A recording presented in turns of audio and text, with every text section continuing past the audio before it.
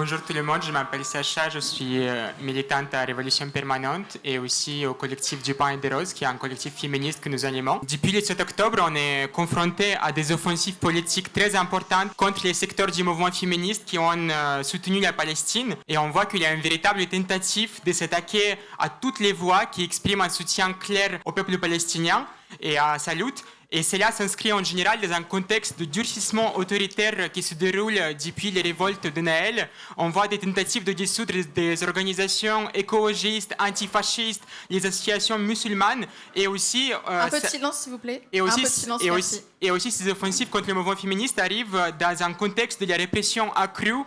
qui touchait le mouvement pour la Palestine, surtout au début, en octobre et en novembre, mais qui continue encore aujourd'hui. Et si on voit que l'État flippe et que l'État déploie tous les outils à sa disposition pour réprimer, c'est parce qu'il a essayé de contenir et d'empêcher à tout prix l'émergence en France d'un mouvement puissant et de masse de solidarité avec la Palestine et de lutte contre l'impérialisme, à l'instar de celui qui a eu lieu au Royaume-Uni et aux États-Unis, où on a vu les plus grandes manifestations en soutien à la Palestine depuis les manifestations contre la guerre d'Irak, et par exemple où aux États-Unis, à Washington, il y avait 300 000 personnes qui marchaient pour la libération de la Palestine et où en fait le mouvement pour la Palestine a ébranlé tout le champ politique et aujourd'hui peut coûter la réélection à Joe Biden. Et nous, avec du Pain et des Roses, on a essayé dès les premiers jours de l'offensive contre Gaza de lancer une tribune qui s'appelait Féministes et LGBT soutiennent la Palestine,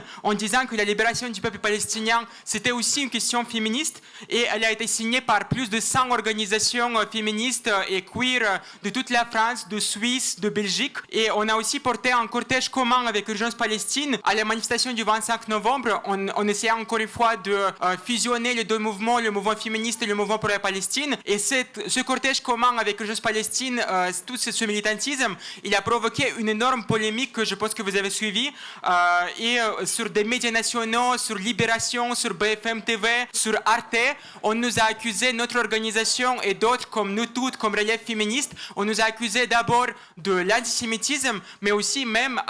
d'apologie du terrorisme. Et en fait, la polémique autour de la marche du 25 novembre et de la présence d'un cortège pour la Palestine à la marche du 25 novembre, elle a cristallisé l'opposition au sein du mouvement féministe entre les différentes composantes. La composante des féministes qui ont exprimé tout de suite un soutien clair à la Palestine et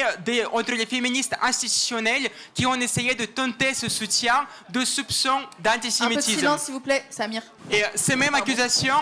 qui ont été proférées par des associations institutionnelles ont été ensuite reprises par les membres du gouvernement et notamment Aurore Berger que, comme vous avez vu, elle a menacé de couper les subventions à toutes les assos féministes qui auraient tenu des propos ambigus sur le 7 octobre. Et je pense que ce qui s'exprime là-dedans, c'est aussi le fait que le mouvement féministe il n'est pas homogène et qu'à l'intérieur, il y a aussi des composantes qui sont réactionnaires et dont le féminisme est totalement compatible avec l'État. Et ce sont ces mêmes organisations féministes institutionnelles qui ont publié ce week-end un manifeste politique pour un féminisme universaliste et dedans, elles proclament que l'ennemi des femmes, ce n'est pas par exemple l'État, ce n'est pas par exemple Emmanuel Macron qui parle du réarmement démographique, mais c'est, je cite, l'ennemi principal des femmes, pour elle, c'est l'islamisme radical, qui serait l'expression ultime du patriarcat. Et ce qui est intéressant aussi, ce n'est pas juste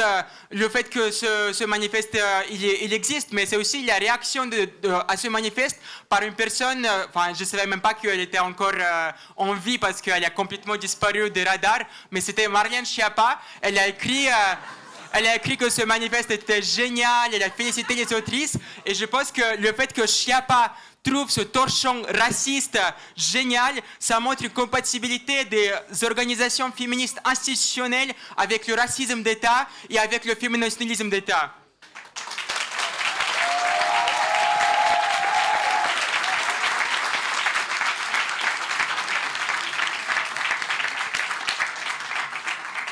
Mais comme je disais, le mouvement féministe il n'est pas homogène et ça ne veut pas dire que, par exemple, ce serait un féminisme que nous on défend. Ça n'a rien à voir en fait. J'ai l'impression aussi que la nouvelle génération,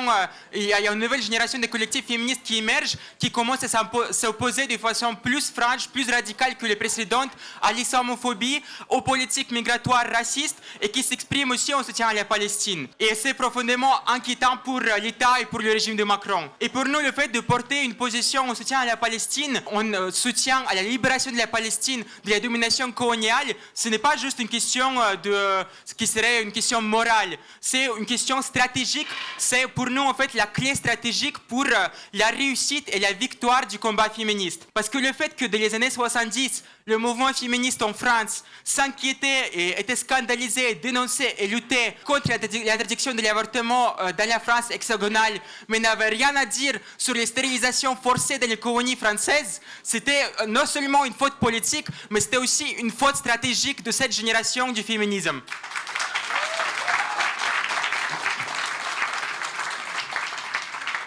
Et aujourd'hui, en France, en 2024, si nous, en tant que féministes et LGBT, on s'inquiétait de seulement violences sexistes et sexuelles, de seulement du réarmement démographique, de seulement des menaces qui planent en Europe sur les droits reproductifs, mais qu'on n'avait rien à dire sur les viols que commet Tsahal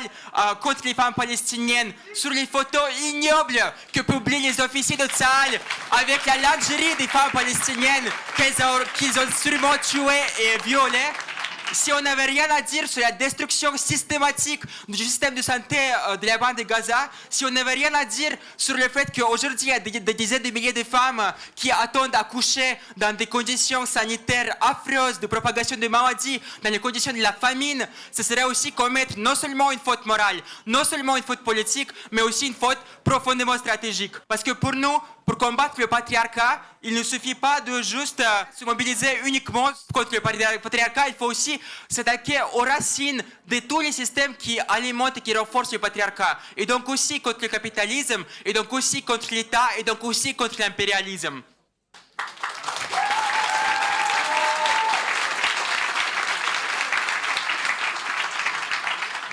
Et en fait, c'est urgent dans la situation actuelle de faire front, comme on l'a fait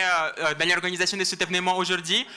Et je pense qu'on répète souvent il faut faire front, il faut converger, etc. Mais je ne le dis pas d'une façon abstraite, comme une injonction abstraite, mais on voit tous les jours qu'il y a de la censure, on voit tous les jours qu'il y a des tentatives de dissolution, on voit tous les jours qu'il y a des accusations d'apologie du terrorisme, on voit tous les jours qu'il y a des menaces contre les organisations féministes, on voit qu'il y a des milliers de poursuites judiciaires contre les syndicalistes CGT, qui est la plus grande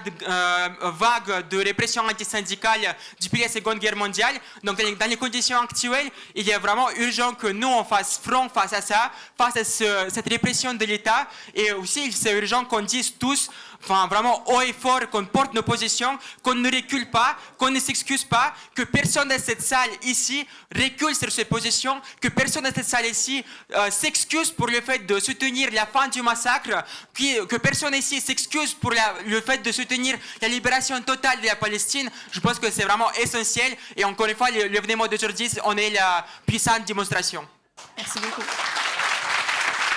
Merci beaucoup.